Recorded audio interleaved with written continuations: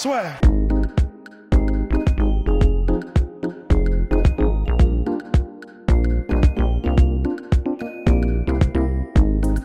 Bonjour à toutes et à tous, bienvenue au podcast La Sueur. Ça va Guillaume? Très bien. Bon. Toujours avec Mr. Rusty Business. On va parler de l'UFC qui n'est même pas numéroté. Quelle tristesse. Donc le premier sur ESPN+, la plateforme online d'ESPN. Donc pour le nouveau combat entre Champion versus Champion, TJ Dillashaw qui descend en flyweight pour affronter Henry Cejudo et donc finalement enterrer la catégorie flyweight. Ouais, en plus Dillashaw l'a dit lui-même et c'est compliqué de lui donner tort. Il l'a dit, de toute façon, en gros, l'UFC est en train de me payer des brouettés de fric pour que je descende, que j'enterre le champion flyweight, je deviens champ. Donc c'est vrai que TJ Dillashaw est plus marketable que Cejudo. Donc il tue la catégorie, l'UFC est en train d'essayer de s'en débarrasser, hein, c'est un secret pour personne. Et le mec rentre dans la légende en devenant double champion. Franchement, ça a l'air tout bénef. Et c'est vrai que c'est ce que l'UFC a l'air de pousser. C'est même un secret de polichinelle. Bien. Et donc, pour ce combat-là, entre les deux champions, moi, ce que je trouve un peu bizarre de la part de notre cher Henry Cejudo, c'est pourquoi est-ce qu'il n'a pas souhaité monter en bantamweight. Parce que j'aurais été à sa place, tu vois, plutôt que de se dire, je perds ma ceinture. Donc, si je perds ma ceinture, c'est-à-dire que la catégorie disparaît. Tu montes, tu prends beaucoup moins de risques que de dire au gars qui est quand même le plus grand bantam, peut-être. Ouais, pour moi, ouais. Voilà, parce qu'il c'est un finisseur. De l'histoire, que le mec aille dans ta catégorie, et puis dans tous les cas, ne combattra plus jamais. Ouais, bah c'est vrai que je pense qu'il y a une notion de risque que l'UFC, à mon avis, voulait pas prendre. C'est que. Comme tu penses que c'est l'UFC qui a demandé Bah, je pense que c'est eux qui ont poussé, parce que là, c'est vrai qu'on est dans la situation où c'est Dillashaw qui descend, donc il perdra pas sa ceinture bantamweight déjà. Exactement.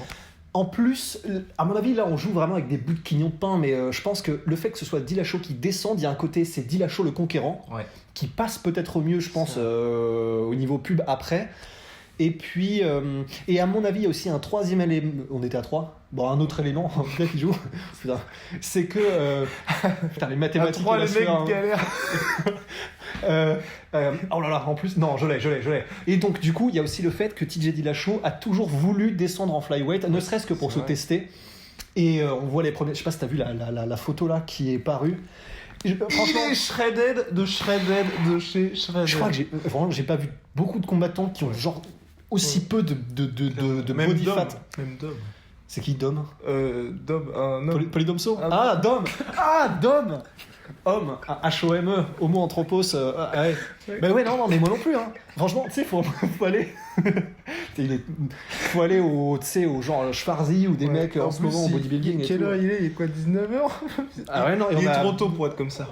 Pourtant, on est sobre, mais. Bon, quoi qu'il en soit.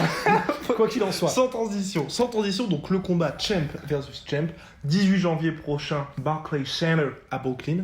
Donc très intéressant, parce que moi, c'est deux styles complètement différents, avec Cejudo qui a quand même battu l'un des GOAT en la personne de Demetrius Johnson, qui est maintenant parti au One FC.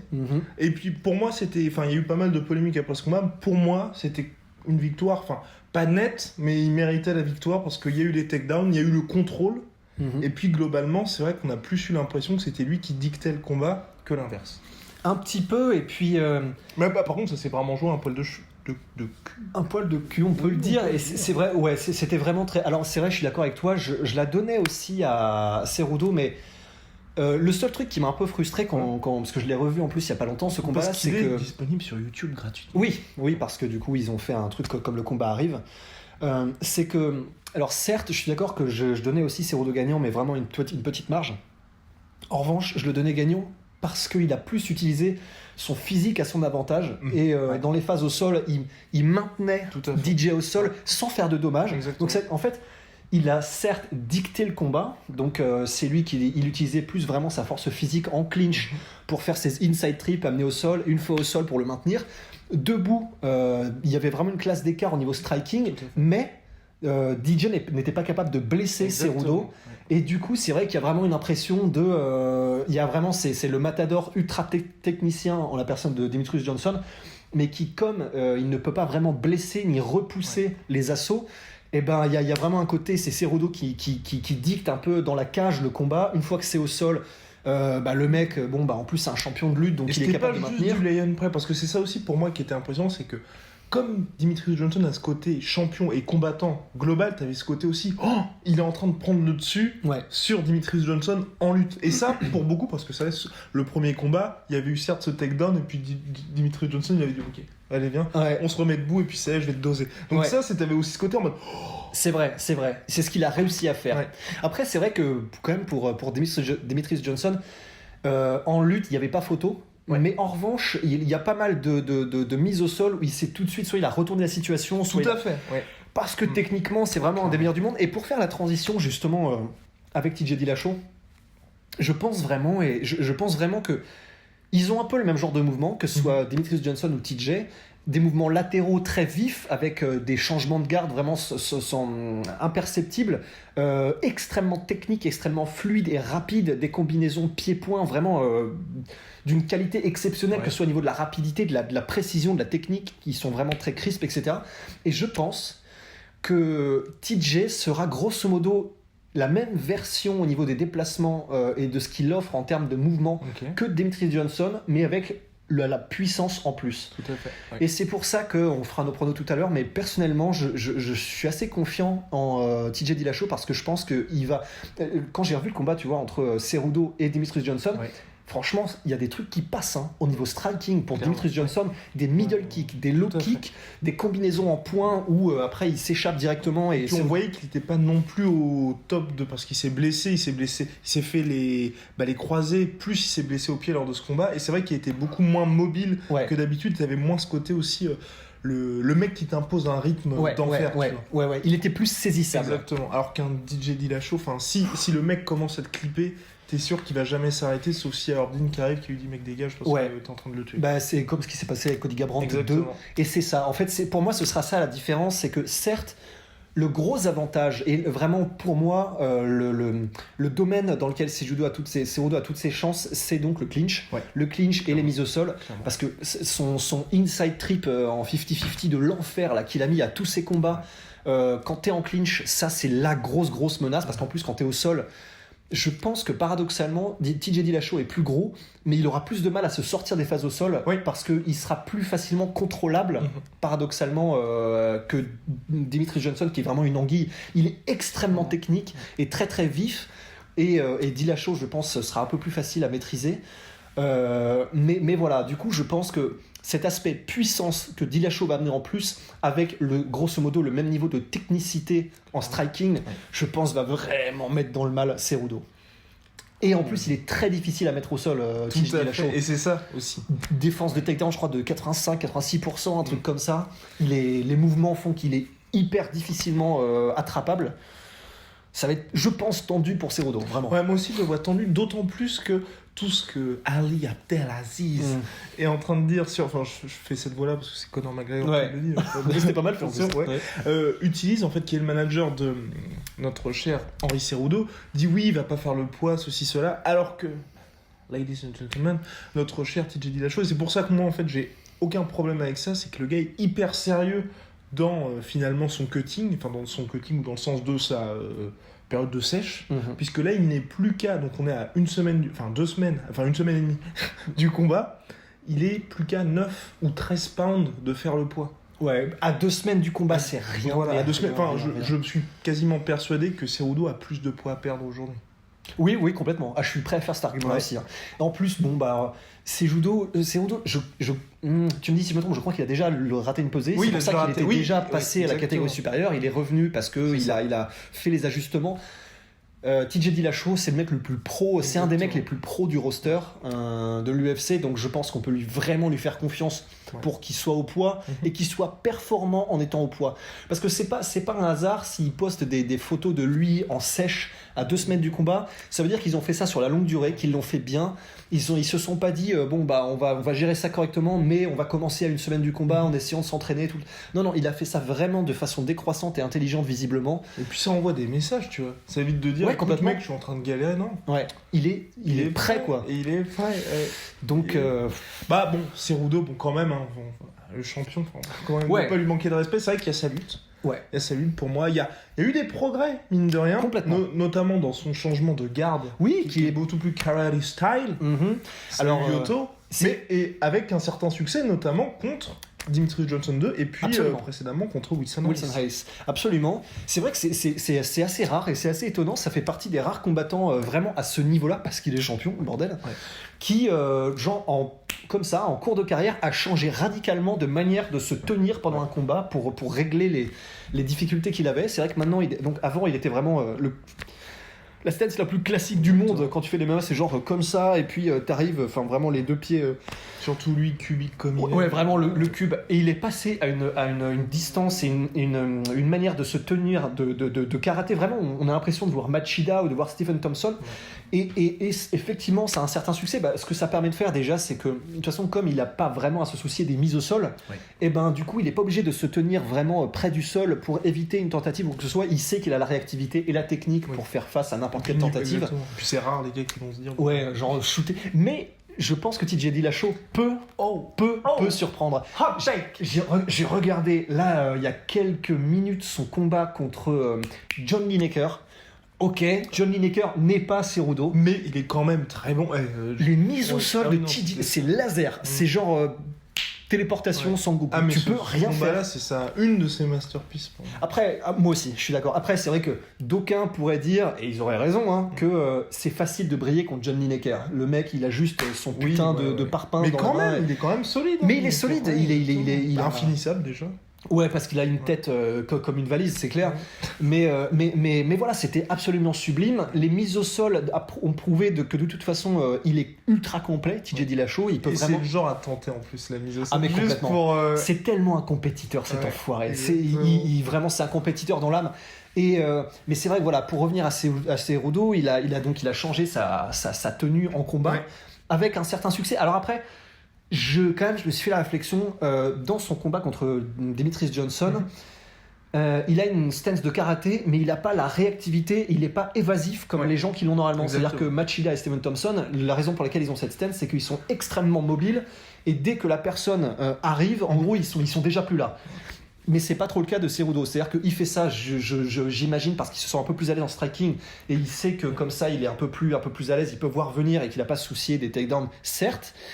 Mais il a une karaté stance et pourtant il est pas réactif, je trouve. Il se prend tous les middle, il se prend les combinaisons comme il faut et il est aux fraises après, il essaie de choper le mec qui est déjà parti. Et ça contre TJ Dillashaw, quand il va mettre les low kicks, TJ il va appuyer. Quand il va mettre les middle, ça va couper la respiration comme il faut. Ça va pas être la même, ça va pas être les mêmes frappes. Donc et puis le problème c'est qu'il y a moi l'autre souci que j'ai en fait avec Cerudo, mais après je le donnais aussi perdant contre notre ami Demetrius Johnson, c'est le problème, c'est cette catégorie flyweight où, grosso modo, t'as des Wilson Reis, des Sergio Pettis, des Benavidez qui sont quand même solides, mais c'est pas la crème de la crème. Exactement. Tu bats des mecs comme ça. Et ensuite, là, le gars a quand même battu Demetrius Johnson. Et là, c'est TJ Dillashaw. Enfin, il a pas eu de niveau intermédiaire où on peut se dire, ok, là, c'est la confirmation. Tu vois. C'est vrai. T'as eu cet exploit finalement contre Demetrius Johnson qui lui donne tout le crédit qu'on lui accorde. Absolument. Mais t'as pas d'autres. Enfin, voilà, quand on parle de victoire référence contre Wilson Reis.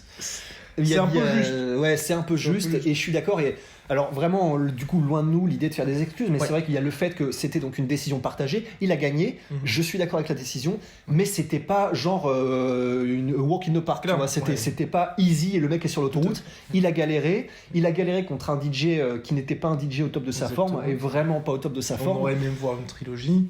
Complètement, mais bon, il est parti faire du money en Malaisie, Demetrius Johnson, et il a raison. Hein. Ouais, tout à fait. Mais donc voilà, c'est vrai que je suis d'accord avec toi, il n'y a pas eu cette confirmation, tandis que, à l'inverse, TJ, tu peux pas faire plus confirmer que ce mec-là. Enfin, il a battu Cody Garbrandt, il a battu tous les pontes en fait qui en Asun Sao, que personne ne veut. Il a battu John Lineker, il a perdu une décision partagée contre Dominic Cruz qui lui-même est donc le plus grand bantamweight de tous les temps, c'est soit lui, soit Dominic Cruz. Voilà. Donc voilà, ça vous donne un peu Il a enterré Renan Barão. Il a enterré 2 fois Renan Barão, mais vraiment. Un mec qui était le pound for pound number one. Ouais, le gars qui était à 30 victoires d'affilée et tout. Et TJ Dillashaw qui était vraiment pas favori du coup des bookmakers. Est arrivé, il a roulé 2 fois d'affilée sur le dragon dans la forêt qui était Renan Barão. Et maintenant, voilà, même aujourd'hui, Renan Barão, c'est plus personne. Et c'est plus. Ouais, il a vraiment pris son âme. Donc. C'est chaud. Donc c'est vrai que je suis d'accord. Il y a vraiment un côté. Il peut surprendre, Cerudo. Il a vraisemblablement, il a changé sa manière de faire, de combattre et de s'entraîner pour le meilleur. Mais là, il va vraiment se prendre un coin de mur quand même. Ça va être compliqué. Est-ce que tu penses pas à un espèce de game plan, après ce serait compliqué, c'est vrai que niveau mouvement et tout, que Cerudo tente ce que Dominic Cruz avait fait finalement contre TJ Dillashaw, tu vois. Tout en mouvement et en... Ouais, après bon, ce serait, faudrait un Cerudo qui change complètement. Ouais. Mais je me dis, tu vois, un game plan qui allie les forces de Cerudo en grappling, comme en striking, bon, avec les limites qu'on connaît. Ouais. Mais pour moi, c'est un peu sa seule... Enfin, je ne le vois pas. Pour moi, il peut pas s'imposer autrement que comme ça, parce que j'ai beaucoup de mal à le voir finir quand même. Moi aussi. En plus, Cerudo n'est pas connu pour avoir vraiment un pouvoir de KO énorme. Ni même un arsenal de soumission. Exactement, même en fait quand il est au sol, il essaie même pas de soumettre. Si ça se trouve, c'est un génie du sol, mais il a même pas essayé pour l'instant. Donc c'est vrai que je suis d'accord, il peut être dominant, mais il n'y a pas vraiment de danger d'être fini. TJ Dillashaw, c'est le mec qui a marqué danger partout, tout le temps en fait. Oh non, very et c'est vrai que... Alors par contre, pour reprendre ce que tu disais, c'est vrai que je vois mal Cerudo, parce que déjà, il a pris une stance de karaté, et c'était... Bon, pour moi, c'était pas réussi dans le sens où il n'a pas fait ce que normalement offre les possibilités qu'offre cette Après, il est jeune dans sa carrière. Faut pas l'oublier non plus. C'est ce que je me dis, tu vois, comme le mec était champion olympique 2008, il a fait la transition, c'était quoi en... 2010 je crois. Voilà, donc le mec a eu 9 ans de carrière, tu peux toujours te permettre d'ajouter des trucs. Mais après, je suis d'accord avec toi. Moi, le truc, c'est que t'as les limites physiques aussi, qui fait que... Pour moi, je vois pas être un mec qui puisse virevolter pendant 5 ans. Moi non plus, surtout parce que... contre TJ. Surtout contre TJ, qui, le virevoltage, ça dure jusqu'au gros low kick de porc, en fait. Et je le vois mal venir, et c'est vrai que... Il a changé de style, mais voilà, je trouvais pas que c'était fait vraiment de façon optimale. Et là, s'il veut encore rechanger de style, et puis en plus faire du Dominic Cruz, qui est donc le seul qui, là, dans les années récentes, a réussi à vraiment... le nouveau Dillashaw, à battre le nouveau Dillashaw. Et là encore, c'était très chaud. Donc non, tout champion qu'il soit, et certes c'est quelqu'un d'extraordinaire, Cerudo, qui n'était pas champion olympique pour rien, et champion UFC, mais non, il faut un tel... il faut vraiment avoir poli ce style de combat depuis tes plus jeunes années pour réussir à faire quelque chose d'aussi spécifique. Et je pense pas qu'il ait cette malléabilité. Il y a que John Jones pour faire des trucs comme... Je sais qu'il y en a qui l'aiment pas, mais John Jones, il faut quand même rendre ce qu'il est. Le mec, il progresse tout le temps et t'as l'impression que tout est possible avec cet enfoiré, tu vois. Cerudo, on n'a pas ce sentiment. À 2-3 pictogrammes près. Donc alors, le pronostic. Moi, je mets TJ. Il le retourne, alors je pense que TJ a les armes pour le finir. Ouais, me too. Je pense par KO et je pense à un KO round 3. Me too. That's #MeToo. Voilà. Donc on espère, premier pronostic de l'année, espérons qu'on soit meilleur que l'année précédente. Ouais. Voilà, donc pour nous deux, KO 3e round, je pense, et ce sera assez tranquille. Et je pense qu'assez rapidement, de toute façon, on aura une idée de ce qui se passera quand Cerudo tentera en fait la première mise au sol, et que ça devrait pas se passer comme prévu, je pense. Je pense. Et soit la première mise au sol, soit les premières minutes d'échange en striking, je pense que ça va être une grosse surprise pour Cerudo. Je suis en train de me voler dessus. Mais voilà. Et donc, on va répondre à vos questions, parce que la sueur répond aussi à vos questions. Instagram, @lasueur, Facebook, @lasueur, Twitter, @lasueur_OFF, et puis bien sûr en commentaire YouTube. N'hésitez pas à nous en poser, puisqu'ensuite, on réagit dans les podcasts. Et là, c'est Devastator 77 qui nous a posé une question sur YouTube. Merci à toi. Est-ce que vous ne pensez pas que les combattants devraient arrêter avec le délire Chem et se focaliser sur leur putain de division? Je dis pas que je suis carrément contre, mais tu dois le faire une fois sur 20. Et ensuite, il expliquait, malheureusement, je n'ai pas la suite, mais il expliquait que lui préférait les mecs qui défendaient leur ceinture et qui, une fois qu'effectivement t'as terrassé toute ta catégorie, tu dises, évidemment, je vais peut-être monter. Alors, je suis entièrement d'accord avec Devastator 77, parce que c'est vrai que au bout d'un moment, c'est le gros problème, je trouve, de l'UFC, et on en avait déjà parlé dans un précédent podcast il y a genre 1 ou 2 ans, c'est qu'à cause de ça, les ceintures n'ont plus aucun sens. Parce que le champ, pour que ça ait un sens, faut que tu aies 2 champions dominants. Cerudo, là, il a même pas défendu sa ceinture une fois. Ouais. Que tu fais déjà un... Pour Dillashaw, je suis d'accord. Parce que c'est vrai que là, on en parlait après, justement, la victoire de l'UFC 227, il n'y a plus personne, dans l'immédiat. Ouais. Cerudo, t'avais déjà d'autres gars. Et là, bon, tu te retrouves avec... C'est pas un champ au rabais, mais c'est ce qu'on disait, c'est un des plus intéressants, mais qui se retrouve sur une carte qui est même pas numérotée. Ouais, c'est vraiment... Et je suis à 100% d'accord avec Devastator et puis avec toi, parce que c'est vrai que ce qui fait vraiment l'attrait d'un clash entre champions, c'est que ce sont 2 champions dominants. Mais oui. Quand BJ Penn affrontait Georges Saint-Pierre, BJ Penn et Georges Saint-Pierre roulaient littéralement sur leur division. Et donc c'est vrai que t'as un côté, voilà... C'est spécial, c'est spécial. Et t'as un côté, ok, tu les suis depuis un bout de temps, ça fait 4-5 combats qui sont invaincus. Il y a un côté, bon, puisque personne ne peut les battre dans leur division, alors faisons les combattre ensemble. Voilà. Là, il y a un côté, Cerudo, il sort d'une victoire par décision partagée contre Demetrius Johnson. Il est déjà en train d'être mis contre le champion de la catégorie de dessus. C'est vrai qu'il n'y a pas ce côté collision, en fait. Il y a un côté, il y a un mec qui est déjà établi, qui est TJ, qui va arriver, et parce que vraiment, on a l'impression que il faut gonfler un peu le palmarès en lui donnant ce titre de champ que tout le monde semble avoir ces jours-ci. C'est ça aussi, oui, je suis d'accord avec toi. Le problème aussi, c'est qu'aujourd'hui, on n'a que des champ. Bah ouais. Là, on en a eu du coup avec Nunez contre Cyborg, on en a eu avec c'était Connor qui était récemment.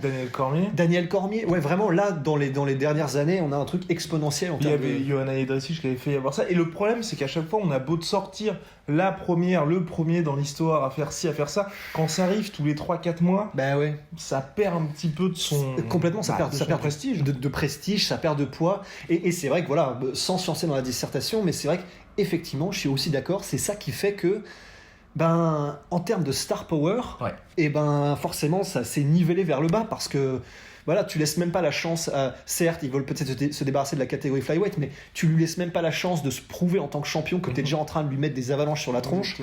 Donc, voilà, tu rognes un peu tes champions et tes catégories avant même de leur laisser une chance de vivre, quoi. C'est un peu...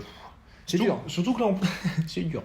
Surtout là, moi, ce que je trouve bizarre avec ça, c'est que si Cerudo gagne, l'UFC est vraiment dans la merde.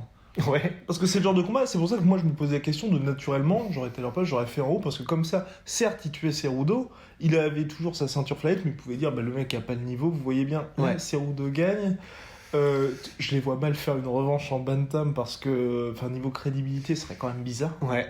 Et s'il gagne, ensuite dire, ok, il vient de battre TJ Dillashaw, qui est quand même aujourd'hui, pound for pound, un des meilleurs, puis dans l'histoire aussi, qui commence à monter. Complètement. Il bat Dillashaw, qu'est-ce que tu veux ? Tu peux pas être Dana White, faire une conférence de presse et dire on ferme la catégorie flyweight parce que les mecs n'ont pas le level. Ouais.